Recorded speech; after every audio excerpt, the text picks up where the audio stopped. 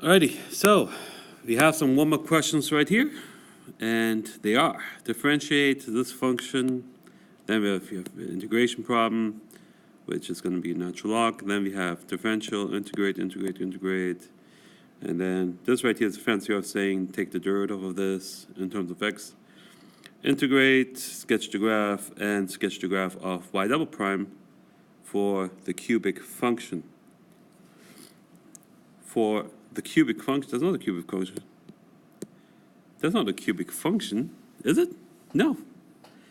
It's a radical function.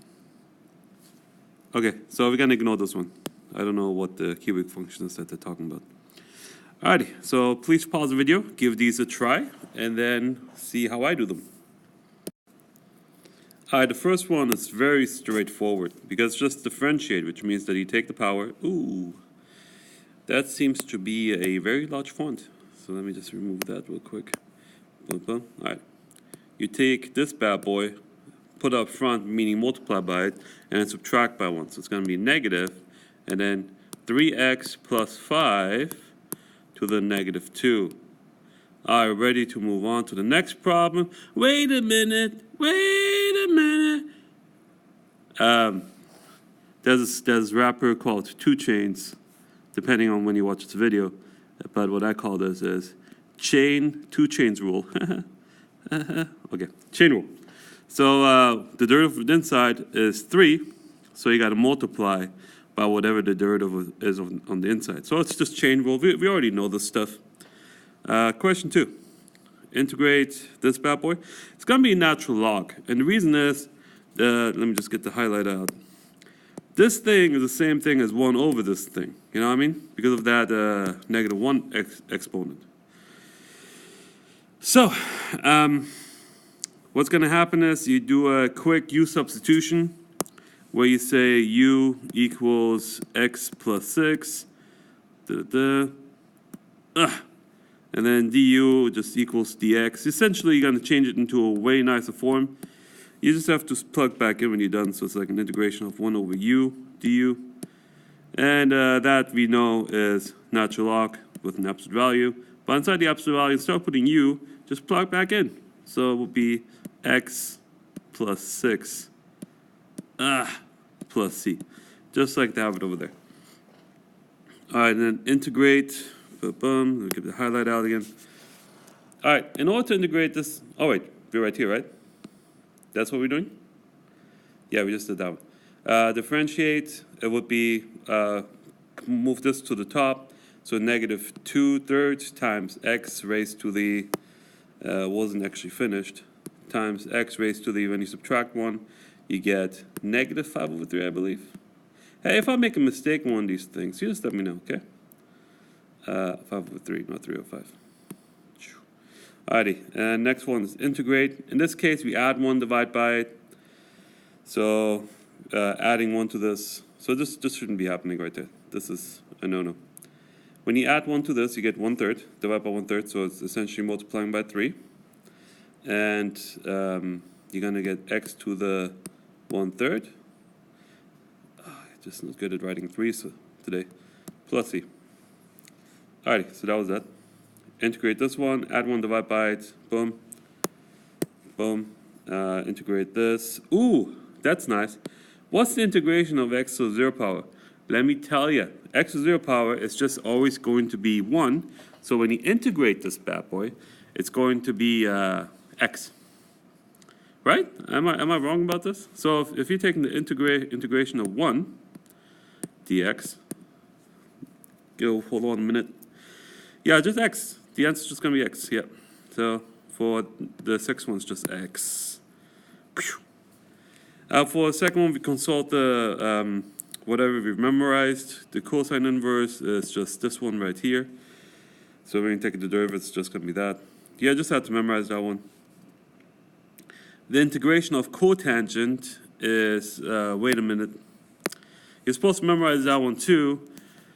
I don't actually have it memorized because I don't memorize stuff like that, but I can still do it, I believe.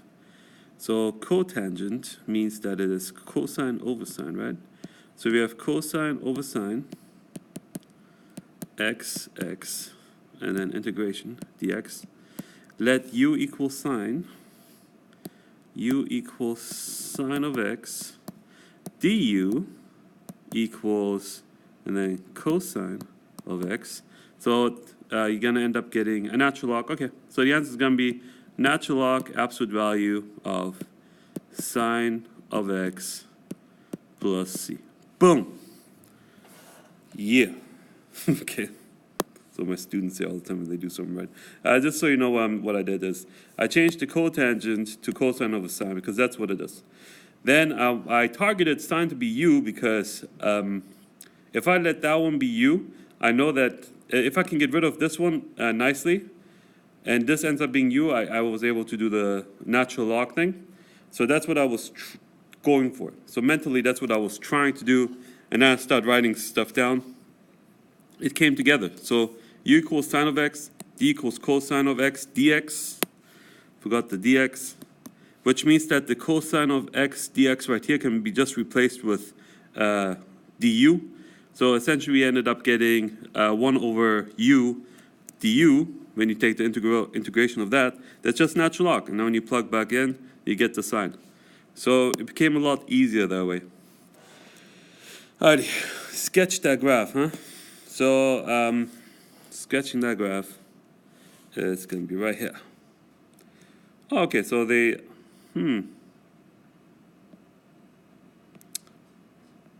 So they did it, huh? Even though there was no cubic function.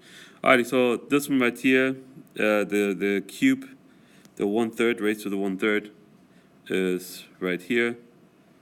You can sketch this multiple ways. I recommend doing the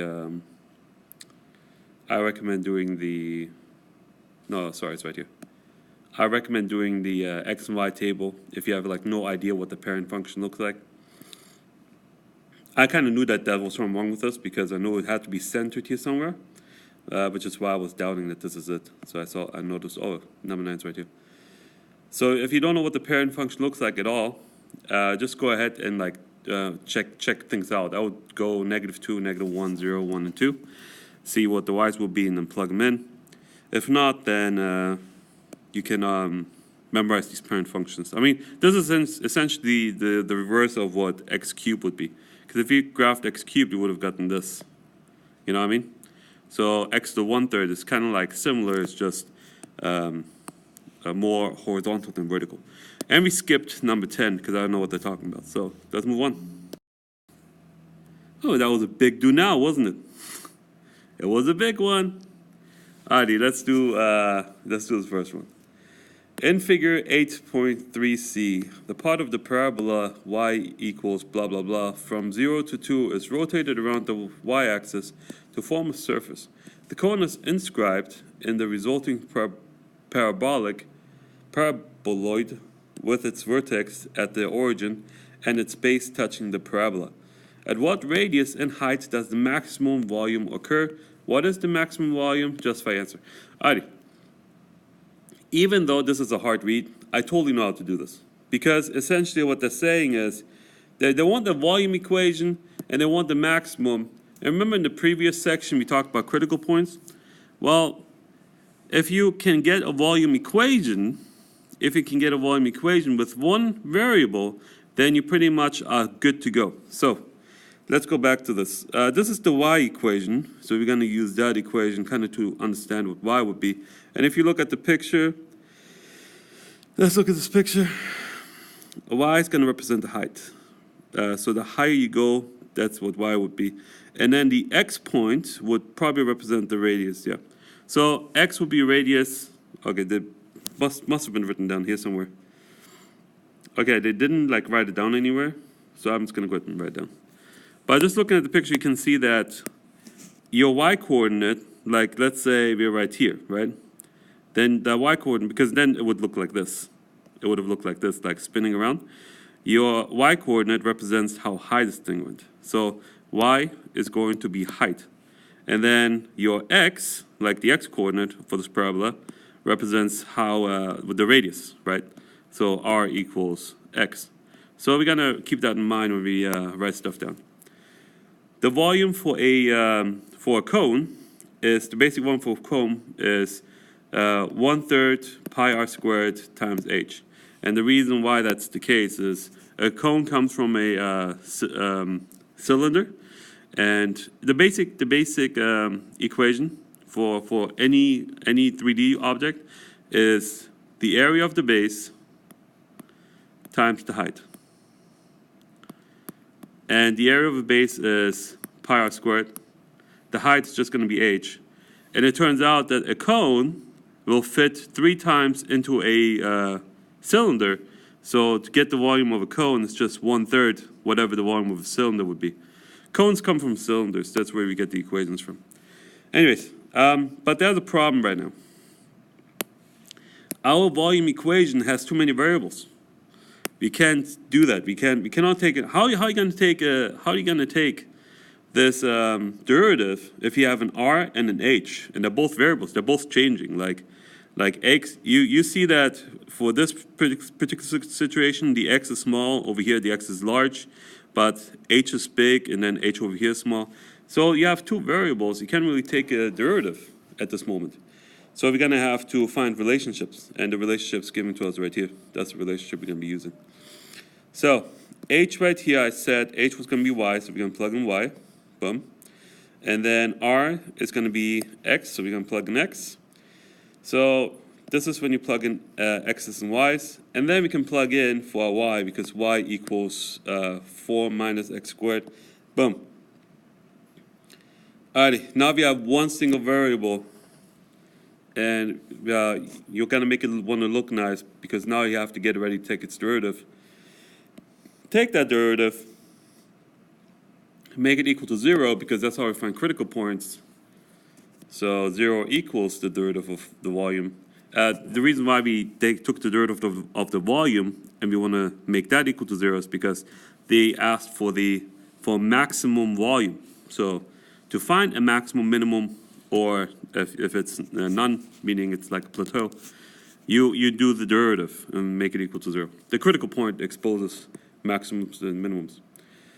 Alrighty, so 0 equals all that good stuff. So we have two things. We have this thing that will make x equal to 0. Of course, that's nonsense. If you let x equal to 0, we are right here. You know what I mean? X equaling to 0 will not get you any volume. So, boom. Forget you, 0. Forget you. And then the next one is 2 minus x squared equaling 0. So we're going to end up getting plus minus square root of 2. Radius cannot be negative. But even if you consider like the negative square root of 2, function-wise, you can use it. But like, you can't say, hey, what's the radius of this thing? Hey, it's negative, man. Time is relative, bro. All right. So the negative is not going to work. So we're going to cancel it out. We have positive square root of 2. So this right here is a check whether it's a maximum minimum. Essentially what you do is you plot all your critical points, and then you check within each region. You go to the left of 0, you check that. You go to the right of 0. Actually, you don't check to the left of 0, because there's nothing to check right there. I mean, we're trying to find out whether square root of 2 is maximum. So we check left of square root of 2, so let's say 1, plug in 1, see what you get.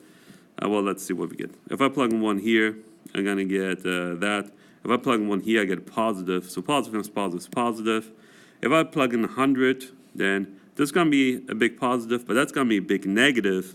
So positive times negative is going to be negative. So yeah, it's maximum, because on the left we were going up because we have positive slopes. On the right we go down because we have negative slopes. The maximum volume is at square root of 2. And then you can plug in to find out what the maximum volume would be, and the radius at which that maximum volume occurs, and the height at which the maximum volume occurs. You just plug that back in to see what y is, because remember, y is h. So if you plug in your x into your y function. Alrighty, so that's it. That's how you do this problem. That was a long one. Oh yeah, there's one more problem that we have right here. I wonder if I should even do it. I'll just do it. The motel problem. A 6-room motel is built with the floor plan shown as 8-3G, which is Bam. Bam. Okay. Each room will have 350 square feet of floor space.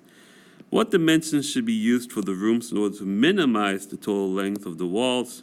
Justify your answer. I have to think about this for a second. We're trying to minimize total length of the walls. Okay, I get it. So we're talking about perimeter stuff. So it's okay. So perimeter of this, perimeter of okay. So but this wall is shared amongst these two rooms. So do we have to worry about that? Like is this like a double wall? Like is this wall thicker than this wall? Like is this wall thicker than this wall? Because they don't have neighbors over here. You know what I mean? I'm gonna go ahead and assume that this is the same as this. So we have 1, 2, 3, 4, 5, 6, 7 Ys, boom. Then we have 1, 2, 3, 4, 5, 6, 7, 8, 9, 10, 11, 12 X's, boom.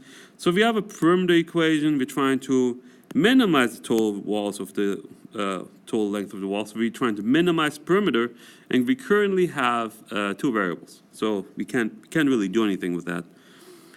Each room will have 350 square feet. There we go. We're gonna do, so they give us an area. So, boom. An area for anything is just base times height. So 350 equals x times y. And then we can solve for x or y, depending what you're looking for first. So in this case, let's solve for y, divide x on both sides, plug it in, and then we have our perimeter equation with one variable only. Step 1, complete, smiley face. And then take its derivative, which is this right here. Make it equal to 0 to find its critical points. I mean, it's standard stuff. I mean, step 1, you find the equation. Step 2, you get it into one variable. Step 3, you take its derivative to find critical points. Step 4, you check whether these critical points are maximums, minimums. Step 5, you bring Mr. S a cookie. I cannot emphasize how important this step right here is. It is the most important step out of all the steps. Alrighty, let's go back to this. Okay, derivative is right here, make it equal to 0, solve for critical points, so trying to get the x on the top. Divide by 12, you get this bad boy right here. I guess we are assuming this is the minimum. They're not making a check. Well, you don't really have to do a check if you understand the problem, understand the equation. Sometimes equations are obviously increasing or decreasing, but this one isn't. Well, if x gets bigger, this becomes smaller, and this becomes bigger. Okay, so this would be a case when I would actually make a check. Alrighty, so let's do a check. We have this as an x. It's really hard to gauge. Okay, let's plug in 0. You plug in 0 into its derivative, you're gonna get an undefined function. Okay, plug in 1, it's definitely bigger than 1. You plug in 1, you're gonna get negative value, so negative, boom, negative. You plug in 1,000,000 billion, this becomes positive, so positive. So we first went down and then we went up, so yeah, that verifies this is indeed a minimum. Fantastic. So there we have it. We are done. We are finished with today's video. I know it's a long video, but you know what they say, the longer the video, the better the video. They say that. Trust me. See you tomorrow.